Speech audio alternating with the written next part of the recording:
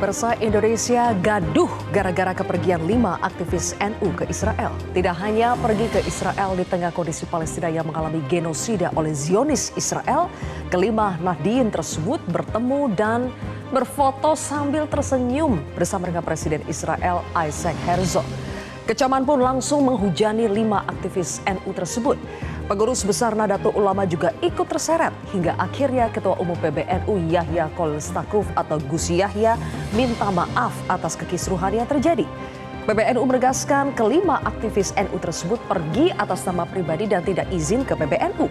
Sementara kelima aktivis NU yang menemui Presiden Israel berdalih tujuan mereka adalah melakukan dialog lintas iman dan menyerukan pesan perdamaian.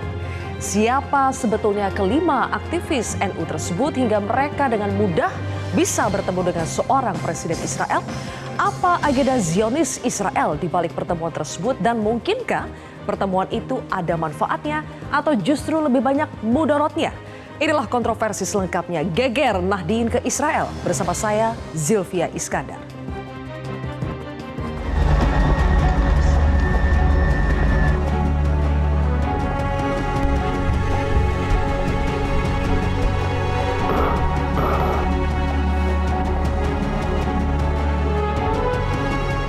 My name is Zainul Ma'arif. I am Muslim. I am lecturer in one of university belong to Nahdlatul Ulama. All of the Muslim is also from Nahdlatul Ulama. Apapun yang terjadi, saya sebagai Ketua Umum PBNU saya mohon maaf atas kesalahan yang dibuat oleh teman-teman NU ini. Dan ya, saya juga memohonkan maaf untuk mereka kepada masyarakat luas. Ya, mudah-mudahan bersedia memaafkan.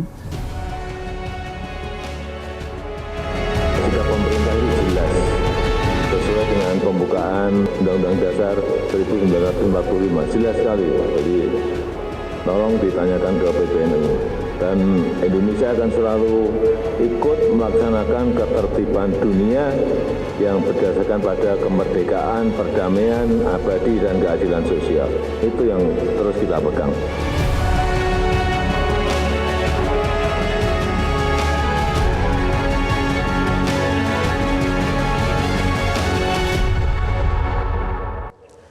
Pemirsa, untuk membahasnya sudah hadir 4 orang narasumber di studio Metro TV. Yang pertama adalah tokoh NU yang juga adalah Direktur Wahid Foundation, Mbak Yeni Wahid. Selamat malam, Assalamualaikum. Terima kasih sudah hadir. Berikutnya adalah pakar hukum internasional Profesor Hikmahanto Juwana. Prof Hik, terima kasih sudah hadir di kontroversi. Terima kasih, selamat malam. Selamat malam. Berikutnya juga ada anggota Komisi 8 DPR RI, Pak Saifullah Tamliha. Pak Saifullah, Assalamualaikum. Dan juga ada pengamat Timur Tengah sekaligus Direktur Eksekutif Aliansi Indonesia Damai atau AIDA, Mas Hasibullah Satrawi. Mas Hasibullah, terima kasih sudah hadir di kontroversi. Dan nanti akan bergabung lewat Zoom Ketua PBNU Ahmad Fahrur Rozi atau Gus Fahrur yang nanti akan saya sapa. Gus Fahrur, Assalamualaikum. Waalaikumsalam. Oke, baik. Gus Fahrur, terima kasih sudah hadir di kontroversi. Pemirsa, saya harus sampaikan dulu bahwa 5 orang atau 5 aktivis NU yang akhirnya menimbulkan kegaduhan di Indonesia sepulangnya dari Israel. Kelima orang ini kalau kita lihat fotonya, boleh ditampilkan teman-teman, tolong di zoom out supaya kita bisa melihat foto-foto kelima pemuda ini. Ini adalah akar masalahnya ya. Ketika foto ini muncul, wah langsung kita semua geger. Tidak hanya kita melihat ada orang-orang Indonesia di sini, tapi kalau Pak JK itu menyoroti bagaimana mereka tersenyum. Dan kalau kita lihat 5 orang ini bukan hanya orang biasa, tapi kelima orang ini ada Zainul Ma'arif, adalah seorang profesor Madya Filsafat di Universitas Nahdlatul Ulama Indonesia atau UNUSIA, dikenal sebagai guru filsafat Islam. Kemudian ada Munawar Aziz yang merupakan Sekretaris Umum PP Pagar Nusa. Ini juga adalah organisasi pencaksilat NU. Ada juga Syukron Makmun yang merupakan mantan Wakil Ketua PWNU Banten. Berikutnya ada Nurul Bahrul Ulum dan juga Iza Anafisa Dania. Keduanya adalah pengurus di PP Fatayat NU yang merupakan organisasi perempuan muda NU. Pertanyaan saya, Mbak Yeni, dengan latar belakang mereka yang seperti ini, seharusnya mereka paham dong kondisi geopolitik saat ini dan konsekuensi ketika mereka pergi ke sana. Jadi Mbak, sebetulnya mereka ini adalah intelektual muda yang punya, kalau saya lihat, saya tidak kenal pribadi. Mereka semua tidak tahu masing-masing, tapi saya cermati latar belakangnya. Saya rasa mereka semua adalah intelektual muda Islam. Dan kemudian terpanggil untuk terus melakukan dialog antar agama. Saya rasa di sana ketertarikannya dengan isu ini. Namun masalahnya adalah mereka tidak paham bahwa yang terjadi di Israel dan Gaza pada saat ini Palestina ini adalah konflik geopolitik. Jadi bukan mengenai masalah agama saja. Nah begitu geopolitik nggak terlalu paham, lalu kemudian berangkat dengan keluguan mereka, ya. Saya kemarin sempat agak emosi jadi saya menyebut kebodohan gitu ya. Mungkin di sini naif ya sebetulnya. Gak ngerti geopolitik, main berangkat aja di sana dalam tanda kutip dijebak oleh Israel. Nah Israel saat ini sangat memerlukan kedatangan orang-orang dan interaksi dengan orang-orang yang dianggap representasi dari negara-negara yang menolak keras eksistensi mereka. Nah jadi kalau ada representasi dari negara seperti Indonesia, mereka senang sekali difasilitasi, diberi karpet merah, dan kemudian bisa bertemu presidennya. Ya. Nah biasanya pertemuan dengan presiden ya Pak, itu kan biasanya antara orang yang sejajar levelnya di pemerintahan, tidak terlalu mudah bagi civilians, bagi orang sipil biasa, warga negara biasa untuk bertemu dengan presiden.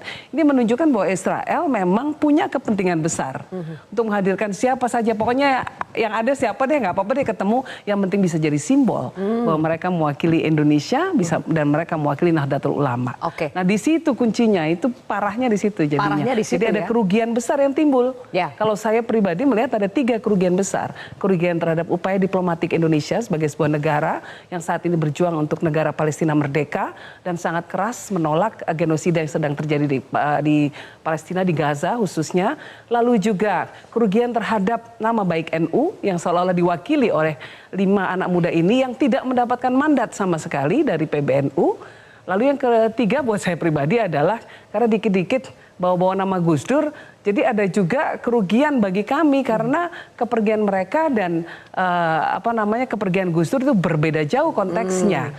Jadi ada 3 kerugian di sini gitu yang saya amati. Oke, atas 3 kerugian ini sebetulnya Mbak Yeni dan juga Bapak-Bapak, mereka itu sudah minta maaf, termasuk ketika kami undang ke Metro TV secara eksklusif. Salah satu di antara mereka kelima yang berangkat, ada Syukron Makmun, itu meminta maaf kepada masyarakat luas melalui Metro TV. Coba kita simak bersama pernyataannya. Ya, saya meminta maaf kepada seluruh masyarakat Indonesia atas kegaduhan yang telah kami timbulkan ya.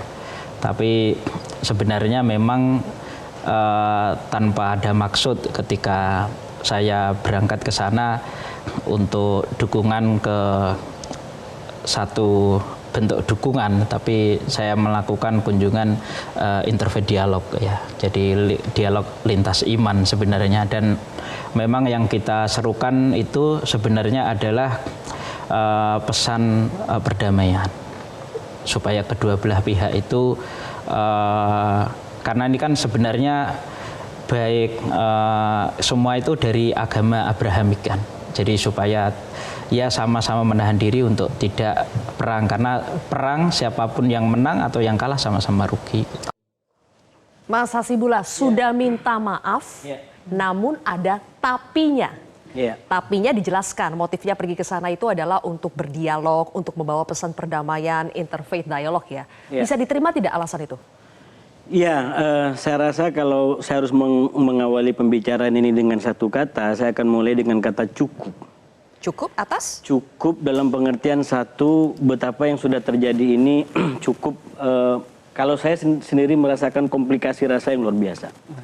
Sebagai warga negara Indonesia yang kita ikutin sikapnya 9 bulan terakhir, betapa kita hancur dengan penderitaan di Gaza dan juga di Israel, serangan-serangan itu, kita sudah hancur dengan kondisi itu. Sebagai pengamat, karena saya juga mengikuti ini hari demi hari, itu luar biasa paparannya konflik ini. Karena kita diberikan sajian yang tidak biasa. Anak-anak keluarga terkena ini semua. Dan ketika itu semua, tiba-tiba teman-teman yang disebut dengan Nahdien, saya koreksi sedikit, kurang pas menggunakan istilah Nahdien. Nahdien itu jamak daripada warga NU. Jadi seakan-akan seluruh warga NU. Ini kan cuma 5 orang. Bukan semua warga NU itu. Jadi itu yang juga membuat kompilasinya bagi saya lebih dalam lagi. Dan yang terakhir kalau saya harus menyampaikan, ini saya juga heran kenapa akhirnya kemudian yang ditembak itu adalah identitas NU. Padahal ini dalam konteks jurnalisme kita tahu penggunaan identitas itu adalah punya makna. Ini kan warga negara, dan kalau bicara latar belakang, beliau juga banyak punya latar belakang yang lain. Saya kebetulan kenal baik dengan 2 orang di antara di situ. Dulu pernah ketemu di Mesir. Kenapa kok nggak misalkan warga Mesir misalkan? Tapi kan ini semua sudah terbentuk, oke lah, ini nggak perlu ada pembenaran. Tadi sudah disampaikan oleh Mbak Yeni, menurut saya ini udah terjadi dan kita semua merasakan kepedihan itu. Maka itu saya katakan tadi, kata kuncinya adalah cukup. Cukup dengan semua gambaran dan cukup. PBNU udah kasih pernyataan-pernyataan. Bayangkan Gus Yahya sebagai ketua umum sampai menggunakan istilah kurang cukup umur. Ya.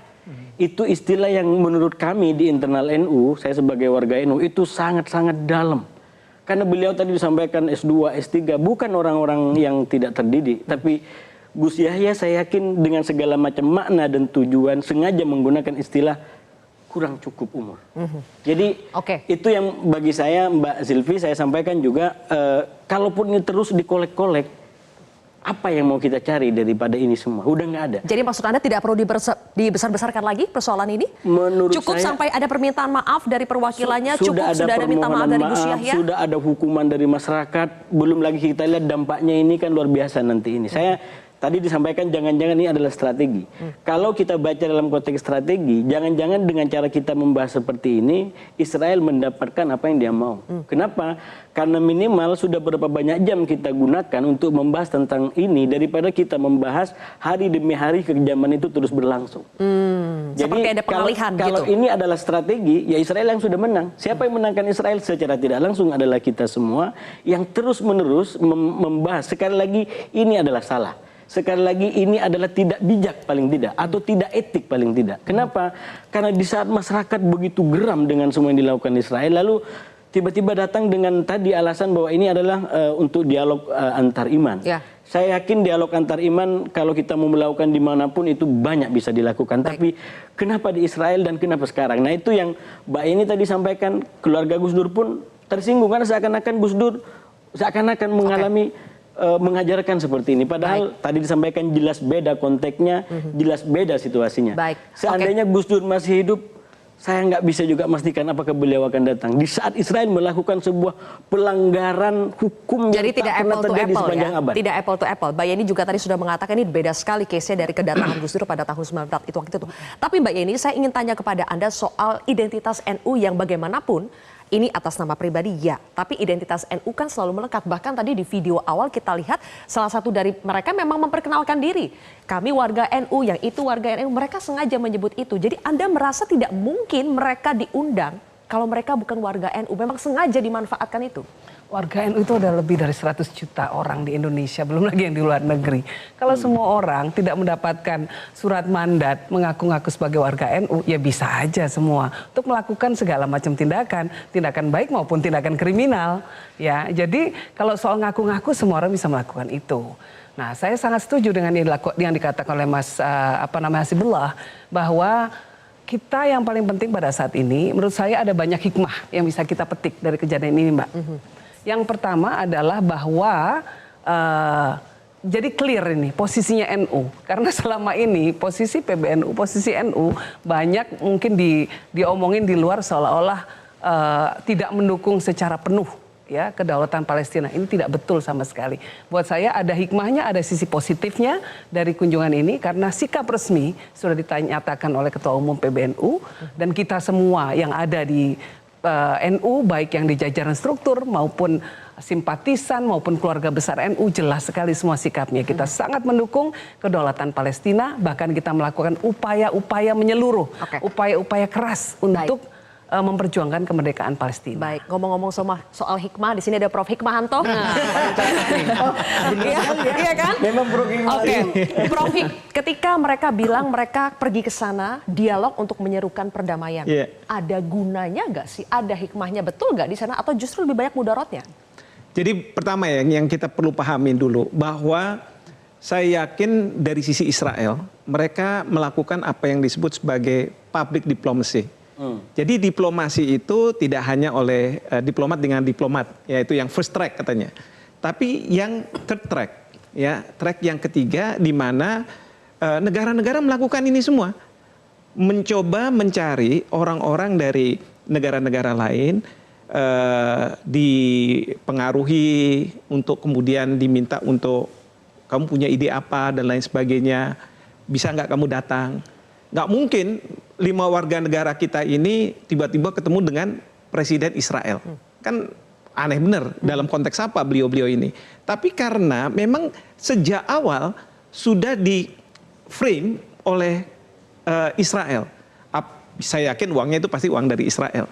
Bahwa uang itu nanti diberikan ke NGO Israel, lalu kemudian NGO Israel ini bekerja sama dengan orang-orang di Indonesia, itu bisa terjadi. Nah ini kemudian diminta untuk, ayo datang, kamu idenya apa? Mungkin sudah disampaikan, oh saya punya ide begini, begini, itu. Saya nggak yakin kalau misalnya warga negara kita ini tidak terafiliasi dengan NU yang akan dibawa ke sana.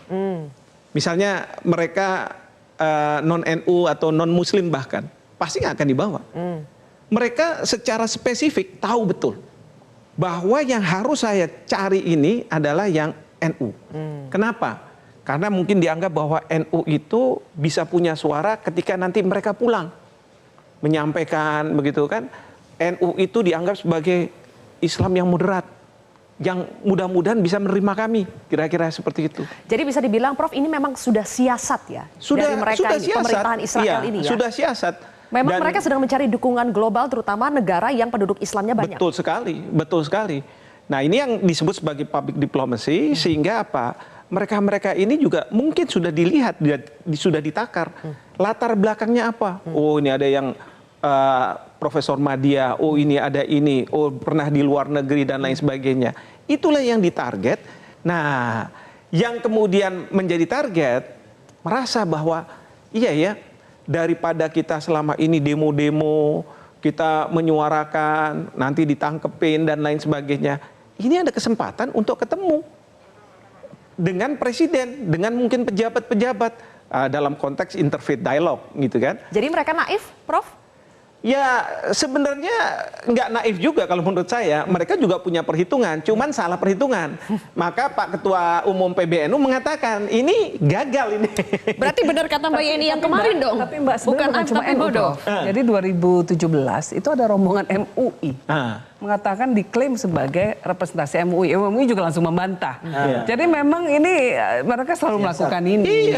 Jadi Israel memang melakukan public diplomacy tadi, menggunakan banyak tangan. Belum tentu loh uangnya dari Israel langsung, bisa juga dari Amerika, bisa juga dari ini yang akan kita bahas, Eropa dan lain sebagainya. Aliran dananya nanti saya akan tanya kepada Gus Fahrur dan kami juga kemarin sudah tanya sebetulnya sponsornya itu siapa. Tapi kita harus jeda terlebih dahulu pemirsa, kontroversi akan kembali sesaat lagi.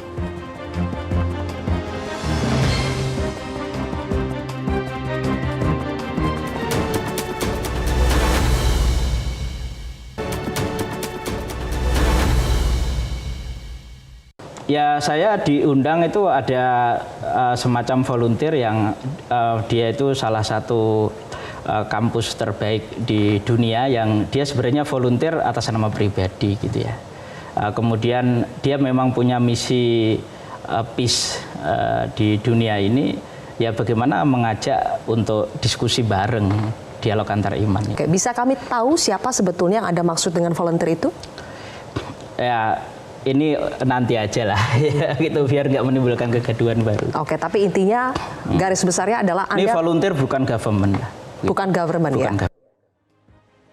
Baik, kembali lagi di kontroversi. Pemirsa, kami masih akan mencoba untuk menghubungi Gus Fahrur. Tapi sebelum itu, Pak Saifullah, menurut Anda penting atau tidak bagi kita, bagi pemerintah, bagi PBNUK untuk mengetahui dengan pasti siapa sponsornya untuk bisa melakukan langkah pencegahan berikutnya? Saya kan mitra intelijen. Saya patut meyakini bahwa 5 orang ini adalah bagian dari operasi intelijen Mossad, intelijen Israel. Betapa sistematisnya dia bisa menggiring orang, saya nggak jelas apakah ini jamaah atau jam'iyah. Kan berbeda. Kalau warga kan jamaah, kalau jam'iyah kan pengurus NU. Nah, saya dengar ada yang pengurus NU. Nah, kalau pengurus wilayah, bukan pusat. Nah, oleh karena itu sebaiknya tidak sekedar minta maaf. Untuk menjaga kewibawaan PBNU, sebaiknya PBNU memecat jam'iyah yang di bawah itu untuk bisa tertib. Sudah dipecat. Sudah keluar. Ya. Jadi Sekjen sudah memberikan peringatan kalau tidak mau mundur silakan mundur sendiri atau diberhentikan. Ya. Sudah tegas. Kalau dia mengemban misi diplomasi, saya pikir sama dengan Bu ini, itu nggak selevel Gus Dur. Saya kan dulu sama-sama di PBPMI ketika masih kantor PBNU itu apa namanya, tidak seperti sekarang. Gus Dur dengan ruang yang sempit, ya beliau cerita ketemu orang Yahudi. Nah, berdebat, kata orang Yahudi, yang disembelih korban itu Nabi Ishak, bukan Nabi Ismail. Islam kan mempercayai bahwa yang disembelih kan mau dikorbankan itu Nabi Ismail. Oke. Apa kata Gus Dur? Kata Gus Dur, ngapain kita berdebat, dua-duanya nggak jadi disembelih kok. Oke. Tapi poinnya Pak Saifullah, Anda ingin mengatakan level mereka ini belum selevel Gus Dur untuk melakukan diplomasi. Jadi itu hanya alasan saja, hanya alibi saja. Alibi saja. Tapi kenapa Anda bilang tadi ini adalah bagian dari, mereka ini adalah bagian dari operasi intelijen Israel. Mereka adalah bagian, kan berarti mereka terlibat dong? Atau mereka seperti kata Mbak Yeni mungkin terjebak saja? Maksud saya ini kan operasi khusus intelijen Mossad yang dilakukan untuk membuat citra Israel lebih baik. Seolah didukung oleh NU dan sebagainya. Dan penampilan mereka yang ketawa cengengisan begitu juga, itu tidak menggambarkan, yang saya tahu sebagai kader NU, tidak menggambarkan sebagai kader NU. Kalau kader NU itu tawadu, sebab menghormati orang lain. Tapi meskipun cengingisan mungkin karena disuruh smile gitu kan, semua smile. Di tengah situasi Israel yang melakukan genosida di Palestina. Tetap saja itu tidak berempati begitu ya. Betul. Apalagi kita Bisa ditafsirkan harus mengingat seperti itu. NU ini kan mazhabnya Imam Syafi'i. Oke. Imam Syafi'i itu lahir di Gaza. Tidak pantas kader NU kemudian membuat citra Israel lebih baik. Kalau Pak Saifullah mengatakan jangan-jangan ini ada operasi intelijen Israel, kita harus melakukan apa untuk membuktikan itu? Apakah perlu dibuktikan memang? Ya, saya berharap Badan Intelijen Negara maupun BAIS maupun Intelkam Mabes Polri maupun Jaksa Agung Muda Intelijen untuk meneliti siapa sesungguhnya di balik yang 5 orang ini. Agar kita tahu terang benderang. Tidak ada yang tertuduh. Rujukannya kan nanti, wah itu Gus Dur juga berkunjung ke Israel. Gus Dur berbeda, Bu. Misi perdamaian itu jelas. Oke, baik. Coba Pak Hasibullah. Iya. Benar tidak ada operasi intelijen Israel di balik kepergian 5 orang ini? Saya rasa begini, dalam kajian internasional antar negara itu sudah pasti masing-masing negara akan memiliki misi. Jadi jangankan Israel gitu kan, negara-negara yang belum berkembang pun akan punya misi untuk bagaimana kepentingan nasionalnya bisa diakomodir. Nah oleh karena itu kalau menurut saya ini ya untuk membahas kalau bahasanya Mbak Yeni ini bisa jadi pembelajaran dan bisa lebih produktif ke depan, terutama ada Pak Saifullah di sini. Kenapa kita nggak coba tangkap aspirasi kebencian masyarakat kepada teman-teman yang begini termasuk dukungannya yang besar kepada Palestina ini kepada sesuatu yang lebih konkret, lebih mendekatkan kita pada tujuan untuk mendukung kemerdekaan Palestina. Termasuk memberikan kayak semacam kepastian hukum bagi perilaku yang kita anggap melanggar etik seperti ini. Nah dalam konteks itu Pak Saifullah saya mengusulkan kenapa nggak dibentuk sebuah undang-undang yang mendukung kemerdekaan atau anti penjajahan. Nah, ini kan sebelum mereka berangkat kan Presiden terpilih Prabowo Subianto bukan, maksud saya sudah melakukan upaya untuk mencari jalan damai. Sekarang ini kalau dengan datangnya 5 orang itu membuat kelompok Hamas itu tidak percaya dengan Indonesia. paling tidak ragu. Nggak, tapi menurut saya terlalu jauh juga kalau kita mengatakan seperti itu. Karena jelas pemerintah, ini sudah disampaikan oleh Presiden, Ibu Menlu, bahwa kita firm dalam posisi bahwa kita mendukung Palestina dan rakyat Palestina itu adalah mereka yang dijajah oleh Israel. Jadi itu udah tegas, clear. Jadi kalau dari sisi pemerintah udah clear dan katakanlah ada 5 orang ini, saya sependapat ya, itu clear. 5 orang Yang ini jadi tidak masalah, akan mengganggu posisi yang 5 pemerintah. orang itu mengganggu diplomasi Indonesia. Malah kontraproduktif dengan Ya, upaya-upaya kita sebenarnya kalau menurut saya kalau Kita di bisa lihat internasionalnya Hamas nggak menarik begitu ya. Kalau di Hamas menarik internasionalnya diri dari pembicaraan Ya. gencatan senjata. ya, justru ini lebih ke dalam negeri. Optik saja. Iya. Lebih Tapi optik. kalau Di Hamas luar nggak ada menarik diri efek. itu nggak ada kaitan dengan urusan ini siapa berkunjung kemana, itu kita baca dalam konteks strategi perang, terutama di antara Israel dengan Hamas. Itu saya mengikuti perundingan-perundingan. Ini Hamas sengaja mundur karena Israel meningkatkan eskalasi serangan ke Khan Yunis. Jadi memang ada yang kita sebut sebagai perang di meja perundingan. Nah sekarang ini lagi panas-panasnya. Jadi kalau misalkan yang akan diuntungkan adalah Israel, Hamas ini ngambil kesempatan untuk bagaimana mundur agar kesepakatan tidak terjadi.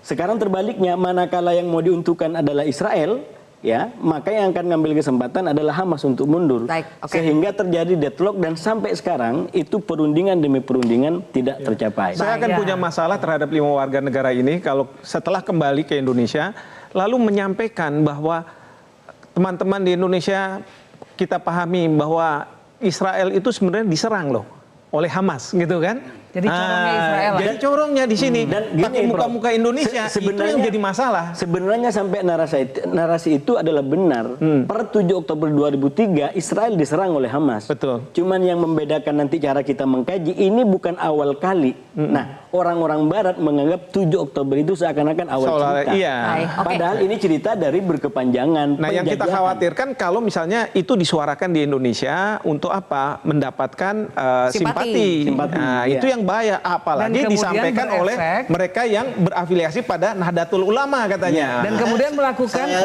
penekanan bersyukur ya. terhadap pemerintah PBNU kan itu gitu. cepat. Nah, itu. Kalau PBNU nggak cepat, nanti Makanya bisa membentuk opini. sekarang sudah ada nih Ketua PBNU bergabung bersama kita, Gus Fahrur. Oke, Gus Fahrur, sudah dengar ya suara kami di studio. Gus Fahrur, betul ya? Saya ingin konfirmasi dulu bahwa mereka ini semua sudah dipecat. Apakah istilahnya dipecat, dinonaktifkan atau bagaimana dari kepengurusan mereka di sayap-sayap organisasi PBNU? Ya, diberhentikan. Tadi saya sudah dengar rilis dari PWNU DKI misalnya, mereka sudah dinyatakan diberhentikan. Diberhentikan ya, itu sudah firm. Lalu sebelum diberhentikan pastinya dipanggil kemudian dimintai keterangan dong Gus Fahrur. Apa yang mereka sampaikan soal terutama sponsor, siapa sebetulnya pihak yang mendanai kepergian mereka? Ada LSM yang membiayai mereka tapi belum bisa disebutkan. Tapi ada NGO yang memang membiayai mereka untuk memfasilitasi mereka, termasuk mencarikan visa mereka agar bisa datang ke Israel. Oke. Ada satu pernyataan menarik dari Gus Yahya soal ada sebuah organisasi rahim katanya yang mencatut nama PBNU. Coba kita simak kembali pernyataan dari Gus Yahya berikut ini.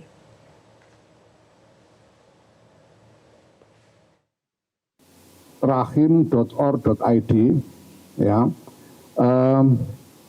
Di dalam websitenya ini dia menyantumkan bahwa seolah-olah bagian dari jaringan organisasi ini adalah LBMNU, bahkan mencantumkan logo LBMNU di dalam website.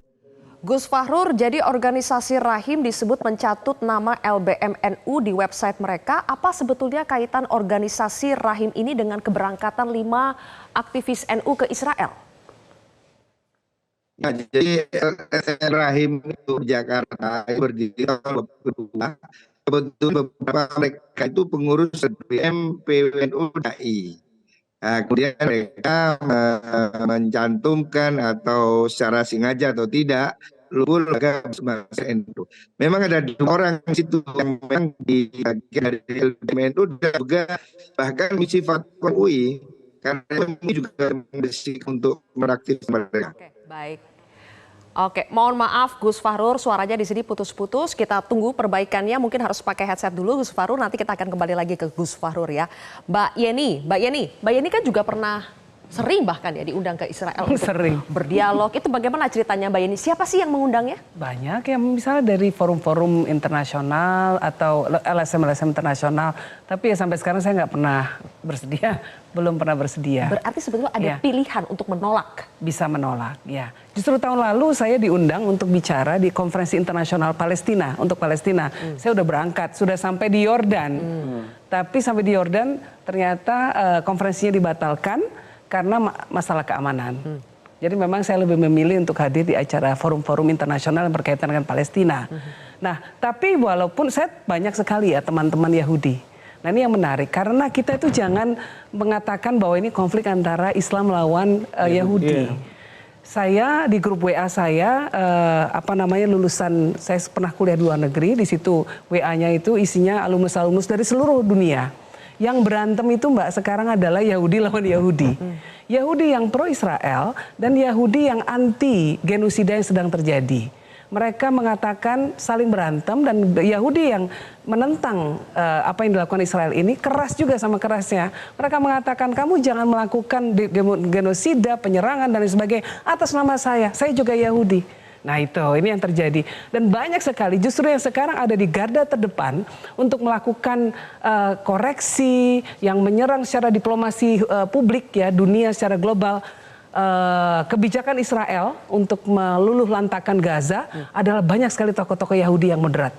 Ilan Pape itu profesor, bapaknya itu dulu korban Holocaust. Meninggal di Holocaust, di kamp konsentrasi. Dia yang terdepan menyerang Netanyahu dan lain sebagainya. Jadi kita harus pintar-pintar melihat masalah. Nah yang menarik lagi, ada survei yang dilakukan di Israel ya mengenai sikapnya 20% warga Arab yang ada di Israel. 90%-nya Muslim warga Arab ini. Walaupun ada yang Maronite, ada yang Kristen, ada yang Druze gitu ya. Tapi 90%-nya Muslim. Arab Muslim yang ada di Israel. Bagaimana mereka melihat Israel? Ternyata apa? Setelah serangan Hamas, mereka itu keterikatan dengan Israel naik pesat jadi 70%. Tadinya cuma 28%. Artinya ini Muslim. Arab Muslim, tapi ada di Israel, malah dukung Israel. Ya. Nah, ini gimana? Ini artinya sejak 10 tahun yang lalu di Inggris itu rabi-rabi Yahudi itu mengalami kesusahan untuk mengawinkan antara pria Yahudi dengan wanita Yahudi. Pria Yahudi cenderung tidak mau lagi kawin sama sesama Yahudi, sama perempuan Yahudi. Kita kembali lagi ya, sebetulnya alasan yang disampaikan Mbak Yeni ketika ada Yahudi yang pro dengan tindakan Israel ke Palestina saat ini dan ada yang anti. Itu juga yang disampaikan. Yang tadi disampaikan. Itu disampaikan juga oleh kemarin Syukron Makmun yang kami undang. Mereka beralasan bahwa mereka ke Israel tidak hanya berdialog dengan Presiden Israel kok, mereka juga dialog dengan tokoh-tokoh agama yang sebetulnya anti. Boleh nggak saya jawab ini? Kalau memang niatnya adalah melakukan hubungan antar agama, nggak usah ke Israel. Pergi aja ke UK tadi, ke Inggris. Di sana ada sekte Yahudi yang sangat konservatif. Mungkin kalau Islam Salafi lah, Salafinya Yahudi. Namanya Nature Karta. Bajunya aja dari zaman dulu sampai sekarang nggak berubah, Mbak. Ada kriwil-kriwilnya di sini, ya kan? Ini sangat anti Zionisme, sangat anti negara Israel. Dan ketika ada demo-demo untuk Palestina, mereka ikut semua. Dilemparin batu juga sama orang-orang yang pro Israel, sama orang Yahudi yang pro Israel. Kalau mau menjalin hubungan antar agama, cari yang seperti ini. Cari seperti Profesor Ilan Pape. Cari banyak sekali sekarang di luar sana orang Yahudi yang tidak mendukung Zionisme. Cuman satu masalahnya, nggak dibayarin. Itu menarik, Profik. Kalau ini adalah bagian siasat dari Israel untuk membentuk opini, menggalang dukungan dari masyarakat internasional, apakah memang mereka sengaja mengalokasikan budget untuk membiayai orang-orang Indonesia misalnya untuk pergi ke sana? Apakah memang ada alokasi budget khusus? Nanti kita akan bahas pemirsa, usai jeda tetaplah di Kontroversi.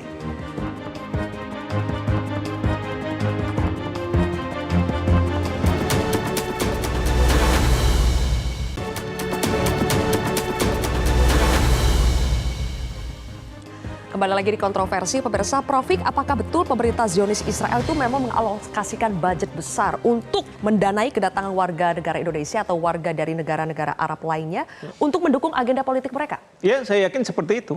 Dan ini tidak hanya pada saat sekarang, sudah lama dilakukan, apalagi sekarang di mana pemerintah Netanyahu melakukan serangan ke Gaza yang membutuhkan legitimasi. Karena legitimasi yang mereka dapatkan sekarang ini kan dari pemerintah Amerika Serikat. Walaupun masyarakat di Amerika Serikat juga banyak yang menentang. Ya. Di negara-negara Islam kebanyakan menentang.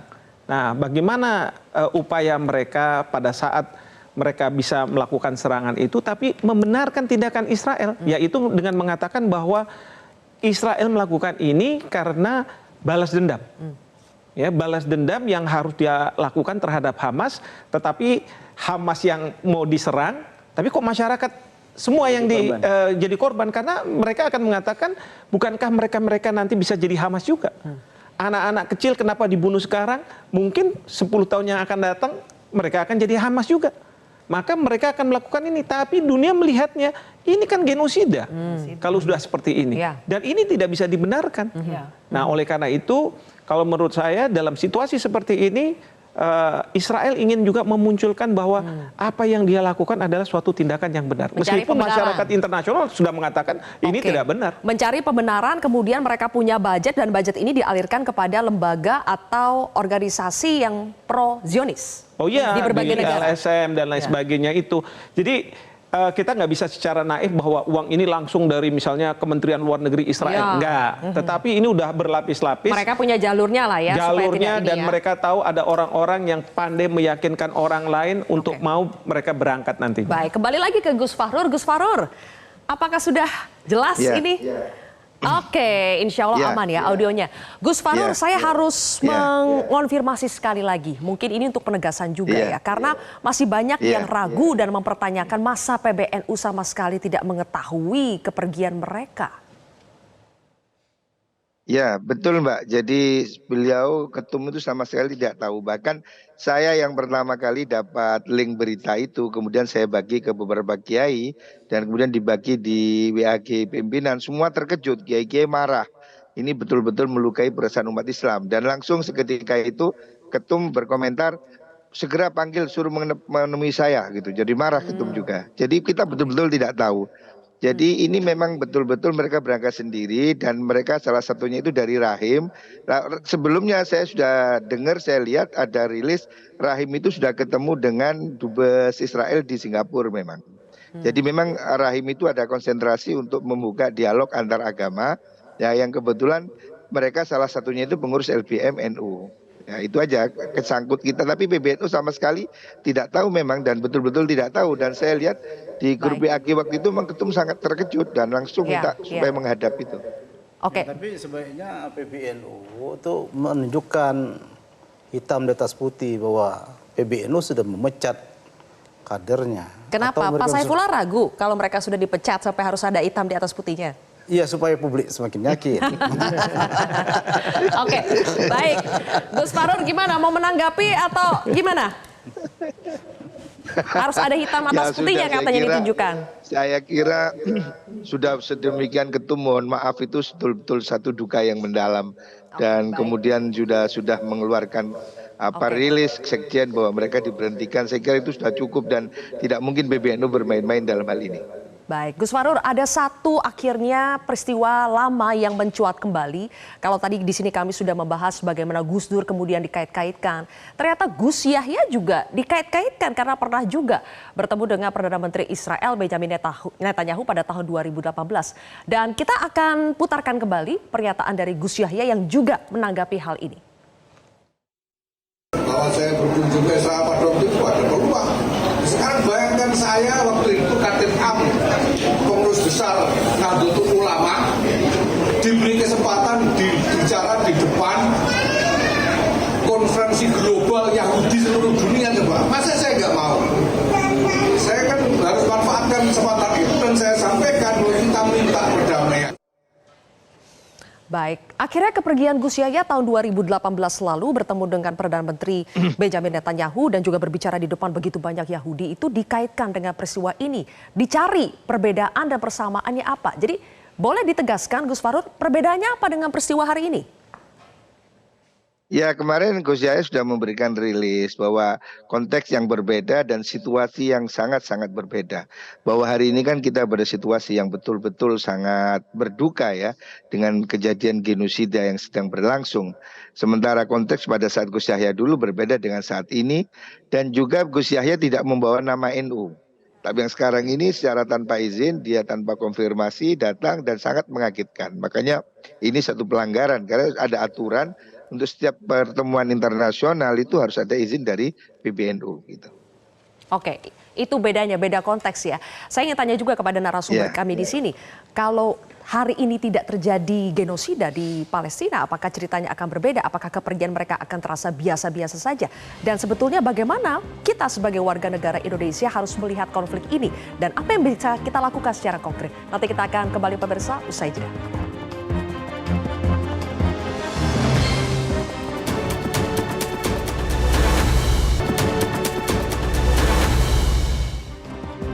Baik, kembali lagi pemirsa. Gus Fahrur, mungkin saya harus ke Anda dulu karena ini di segmen terakhir ya. Gus Fahrur, jadi apa yang bisa dilakukan PBNU secara keorganisasian untuk menertibkan anggota-anggotanya supaya tidak ada lagi kejadian yang diam-diam pergi ke sana kemudian heboh satu tanah air? Ya, jadi sudah ada peraturan perkumpulan tentang siapa dan apa yang boleh mereka pergi ke luar negeri untuk membawa nama NU, itu sudah ada aturan. Makanya mereka sekarang diberi sanksi supaya memberi efek jeras pada yang lain agar tidak main-main membawa nama NU untuk berbicara di forum-forum internasional tanpa izin dari PBNU. Itu sudah dilakukan dan sebenarnya aturan itu sudah ada gitu. Baik, mau atas nama pribadi sekalipun, tapi kalau mereka juga adalah aktivis NU tetap harus izin? Oh ya tentu saja tidak. Kalau mereka tidak membawa nama NU kan banyak sekali orang yang ziarah ke Masjidil Aqsa misalnya, kan nggak bisa dilarang. Oke, baik kalau begitu terima kasih Gus Fahrur. Berikutnya Mas Hasibullah, tadi saya bertanya sebelum jeda. Kalau situasi hari ini berbeda, tidak terjadi genosida di Palestina, apakah kepergian siapapun itu ke Israel, bertemu dengan otoritas Israel, bisa kita sebut sebagai kebodohan? Ini berandai berarti ya, karena kan di Anda tidak terjadi genosida hari ini. Maka kalau kita dilihat dari NU itu kan salah satu ormas yang dikenal dengan gagasan besar, terutama tentang jagat dan kerukunan antar umat beragama dan masyarakat global. Nah oleh karena itu NU akan selalu membawa pikiran-pikiran yang tidak hanya untuk Indonesia tapi juga untuk dunia.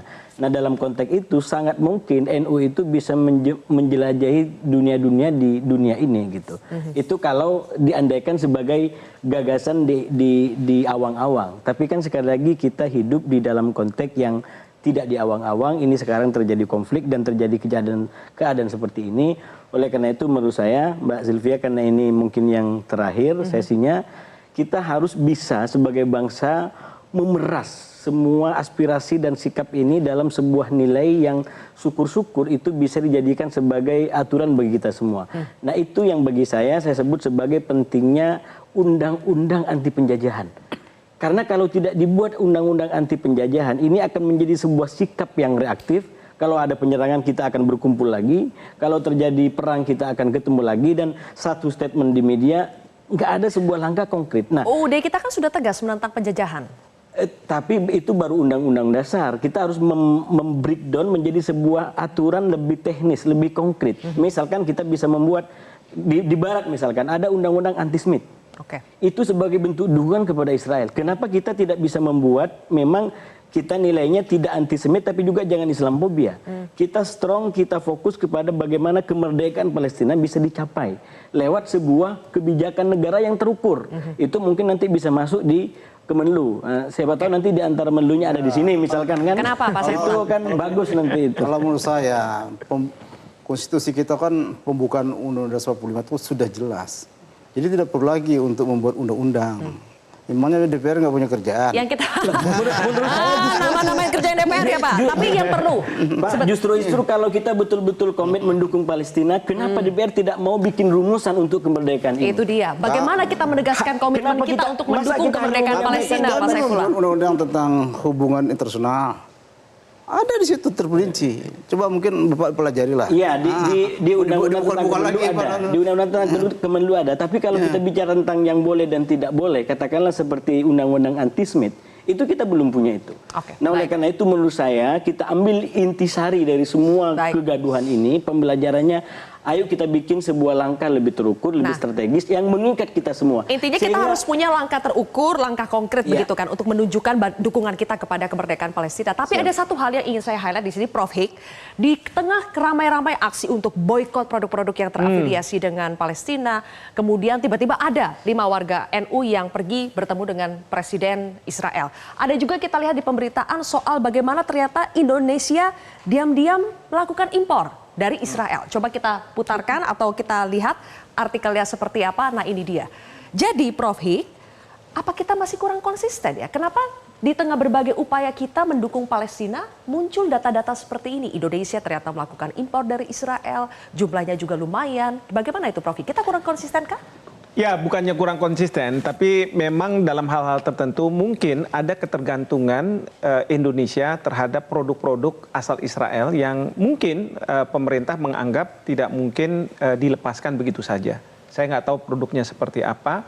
Justru disinilah pentingnya kita punya kemandirian.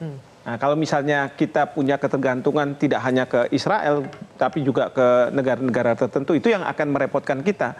Dan itu yang membuat kita mudah untuk didikte. Sebenarnya seperti itu. Nah, jadi kalau menurut saya kita harus lihat dalam konteksnya seperti apa. Kita memang tidak punya hubungan diplomatik, tapi hubungan dagang sebenarnya sudah berjalan. Pelaku usaha dari Israel datang ke Indonesia juga ada, melalui visa ke Singapura. Sebaliknya dari Indonesia juga datang ke sana juga. Hubungan dagang itu tidak melanggar hukum ya, meskipun kita tidak punya hubungan diplomatik. Tidak melanggar hukum. Oke. Kita Tapi secara Taiwan, moral di tengah kita bagaimana kita mendukung Palestina, apakah tindakan-tindakan seperti ini dibenarkan? Tentu kalau misalnya dalam konteks konflik yang seperti sekarang ini, seharusnya kalau kita bisa hentikan hubungan dagang itu kita hentikan. Baik. Oke, terakhir. Tapi, Pak Saifullah singkat. Soal Indonesia membeli produk Israel itu, apa sih alutsista yang tidak dibeli dari Israel? Oke, itu salah satu contoh. Kita tidak punya waktu untuk membahas itu. Terakhir, Mbak Yeni. Terakhir saya harus mengatakan bahwa kasus ini membuat Gus Dur selalu dikait-kaitkan. Kepergian Gus Dur juga pernah. Bagaimana Mbak Yeni? Terakhir. Nah, tadi sudah dikatakan ya bahwa Gus Dur itu tidak apple to apple, betul. Karena bukan cuma konteksnya, tapi strategi juga berbeda. Ketika Gus Dur berkunjung, bertemu dengan para pejabat Israel, yang ditemui itu adalah tokoh-tokoh Israel yang moderat dan menginginkan negara Palestina merdeka. Inilah yang harus dikuatkan. Dan kedua, Gus Dur ketika setelah bertemu dengan orang-orang Israel, bertemu juga dengan Yasser Arafat dari PLO, dari Palestina, tokoh Palestina. Kebetulan saya ikut mendampingi Bapak waktu itu. Jadi dua-duanya diajak ngomong supaya mau berunding di tengah, supaya ada langkah konkret untuk bisa menyelesaikan berbagai macam isu yang jadi ganjelan selama ini, yang membuat sampai sekarang membuat tidak ada perjanjian damai yang bisa ditandatangani. Jadi Gus Dur detil, misinya jelas, yang diajak ngomong juga jelas, caranya juga jelas. Nah, jadi kalau mau ke Israel harus menggunakan metode yang sama, jangan cuma ketemu-ketemu aja. Kalau begitu ketemu-ketemu aja dipelintir dan dipakai oleh Israel. Jadi saya setuju nih. Jadi kita harus pandai-pandai menakar diri, ya, karena tawaran seperti ini nggak akan berhenti sampai hari ini. Tawaran-tawaran ini akan terus berlanjut. Mau berangkat hari ini bisa ada sponsornya langsung, Prof. Bisa, tapi masalahnya saya menakar diri. Oke, bisa berefek apa? Bisa gitu. berefek apa? Makanya harus terukur langkah-langkahnya. Terima kasih Mbak Yeni, Prof. Hik, kemudian Mas Hasibullah dan juga Pak Saifullah dan juga tadi Gus Faru. Terima kasih sudah bergabung dalam diskusi kontroversi hari ini. Pemirsa, dunia tengah berduka karena genosida yang dialami Palestina. Kita harus hati-hati dalam melangkah, jangan terjebak dengan kedok misi perdamaian yang justru lebih banyak mudorotnya. Saya Zilvia Iskandar pamit undur diri, sampai jumpa di kontroversi berikutnya.